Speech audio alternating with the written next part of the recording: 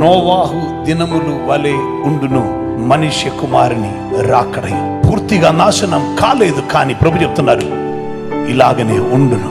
I'm on the way కాదు, I'm at the door. త్వరలో సంఘం ఎత్తబడుతుంది. ఇకను కొంచెం కూడా సమయం దొరికింది అంటే అది గ్రేస్ పీరియడ్ లో, ఇకను గ్రేషియస్ పీరియడే తప్ప వేరేది కాదు. కృపా యుగములో మనకు అధికమైన కృప ఆయన కుమ్మరిస్తున్నారు తప్ప వేరే ఏది కాదు.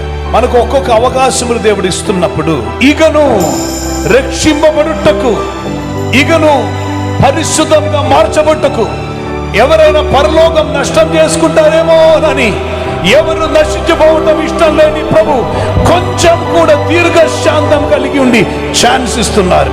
సో దొరుకుతున్న సమయం మనం ఎలా వినియోగించాలంటే, ఇకను నేను పరిశుద్ధం అవ్వాలి, ఇకను నేను సిద్ధం అవ్వాలి, ఇకను ఒక స్టెప్ ఇంతకి ముందున్న దానికంటే నేను పవిత్రముగా మారాలి.